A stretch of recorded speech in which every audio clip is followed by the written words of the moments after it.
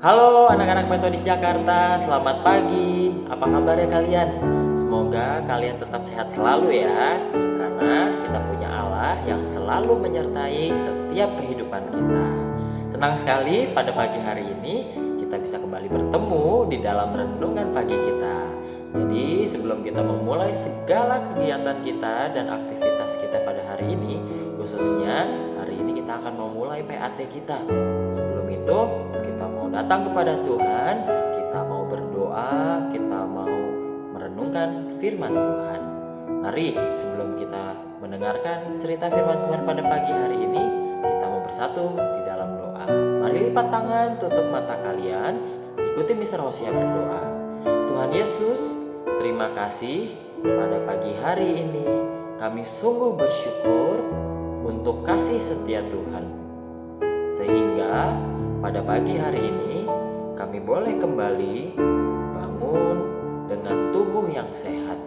Kami boleh menghirup nafas kehidupan yang sudah Tuhan berikan di dalam kehidupan kami.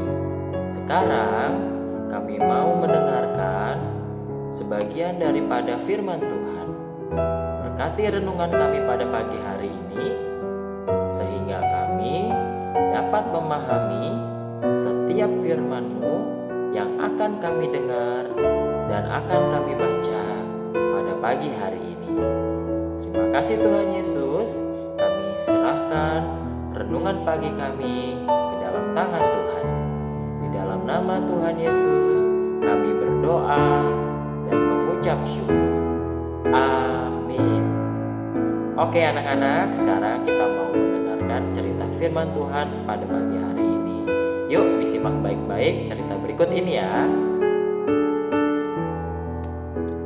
Renungan pagi kita hari ini berjudul Ada Udang di Balik Batu. Ayat hari ini diambil dari Yohanes 3 ayat yang ke-16. Kita baca sama-sama ya. 1, 2, 3. Yohanes 3 ayat 16. Karena begitu besar kasih Allah akan dunia ini, sehingga Ia telah mengaruniakan anaknya yang tunggal, supaya setiap orang yang percaya kepadanya tidak binasa, melainkan beroleh hidup yang kekal. Sudah 3 hari Sisi dan Coki tidak saling menegur. Setiap bertemu keduanya memalingkan muka. Ini terjadi sejak mereka berebut buku bacaan punya Mirna. 3 hari yang lalu, Mirna membawa sebuah buku bacaan yang sangat menarik. Semua teman Mirna ingin meminjamnya. Ketika tiba giliran Sisi, Coki merebutnya, sehingga mereka berdua tarik-menarik memperebutkan buku itu. Karena takut bukunya rusak, Mirna mengambilnya dan menyimpannya di dalam tas. Sisi tidak jadi membaca buku itu. Demikian juga Coki. Hari ini ibu guru mengumumkan tentang sebuah perlombaan antar kelas. Tiap kelas harus mengirimkan wakilnya 2 orang untuk mengikuti lomba menyanyi dan bermain musik. Setelah diadakan rapat kelas dengan berbagai pertimbangan, dan rapat kelas memutuskan Sisi dan Coki menjadi wakil kelas. Sisi memiliki suara yang sangat merdu, sedangkan Coki pandai bermain gitar. Sisi merasa bingung. Ia masih marah kepada Coki. Kalau berlatih dalam keadaan saling marah, pasti tidak nyaman. Sementara itu, kalau menang, Sisi pasti akan jadi terkenal di sekolah. Sisi mulai berpikir, demi menjadi artis sekolah, aku harus berbaikan dengan Coki. Berarti, aku harus minta maaf kepada Coki. Demikian juga dengan Coki. Hadiah yang akan didapatkan apabila mereka menang sangat menarik. Demi hadiah, aku harus berbaikan dengan Sisi, kata Coki dalam hati. Ia sangat yakin akan memenangkan perlombaan itu. Suara Sisi sangat merdu dan permainan gitar Coki belum tertandingi di sekolah mereka. Keesokan harinya, mereka bertemu dan berbaikan. Mereka berlatih bersama demi mendapat hadiah dan menjadi terkenal. Hari yang dinantikan pun tiba. Sisi dan Coki mengikuti perlombaan. Tetapi, betapa sedih hati mereka berdua ketika mendengar pengumuman pemenang bahwa mereka tidak memenangkan perlombaan itu. Sisi dan Coki saling menyalahkan, dan mereka marahan lagi.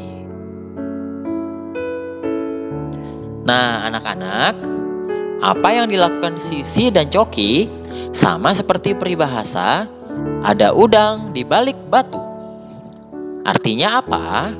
Artinya adalah ada keinginan lain di balik kebaikan yang mereka lakukan. Sisi tidak tulus ketika mereka saling memaafkan. Mereka masing-masing punya tujuan lain.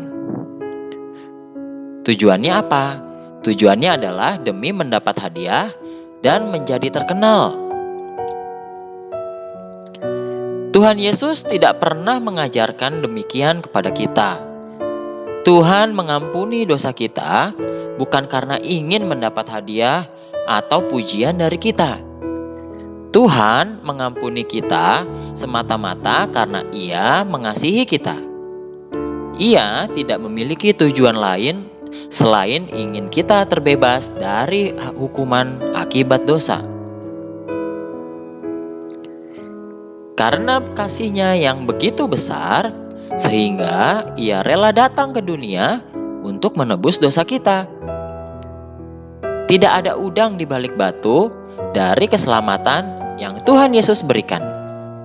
Hanya karena kasih-Nya kepada kita.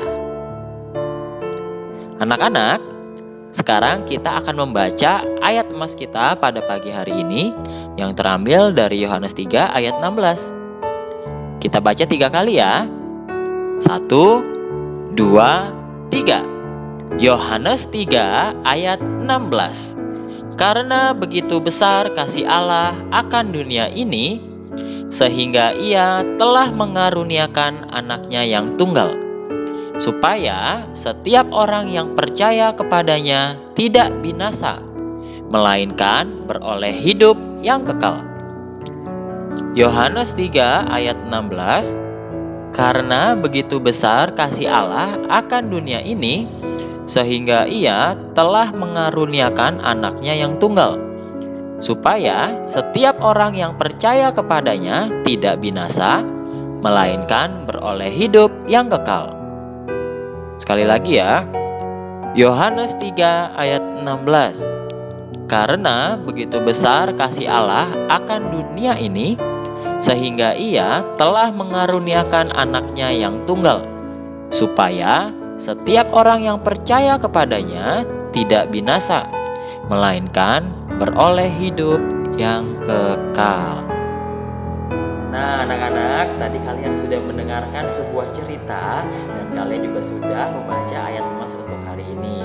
Kita sama-sama belajar ya hari ini bahwa di dalam mengasihi, di dalam mengampuni harus ada yang namanya ketulusan. Jadi, kita mengasihi orang lain bukan karena kita ingin mendapatkan sesuatu. Kita mengampuni orang lain bukan karena kita ingin mendapatkan sesuatu, tapi biarlah kita mengasihi dan mengampuni orang lain karena dari hati kita yang tulus, karena hati kita ingin mengasihi mereka, karena hati kita ingin mengampuni mereka. Oleh sebab itu, jangan sampai ada di dalam hati kita motivasi-motivasi yang tidak baik, sehingga dalam hal mengasihi, dalam hal mengampuni, kita jadi tidak tulus. Oleh sebab itu, kita sama-sama belajar, kita sama-sama praktekkan di dalam kehidupan kita ya. Nah, sebelum kita mengakhiri renungan pagi kita pada saat ini, kita mau berdoa kepada Tuhan. Kita mau bersyukur untuk renungan pagi hari ini. Kita mau bersyukur juga karena mulai hari ini kita sudah melaksanakan penilaian akhir tahun atau PAT kita, supaya biarlah kita bisa mengerjakan setiap setiap soal-soal dengan baik, dan juga Tuhan boleh memberikan kita kecerdasan, memberikan kalian kepintaran dalam mengerjakan setiap soal, sehingga kalian boleh mendapatkan hasil yang maksimal. Oleh sebab itu, mari kita bersatu di dalam doa. Lipat tangan kalian, tutup mata kalian, kita bersatu di dalam doa.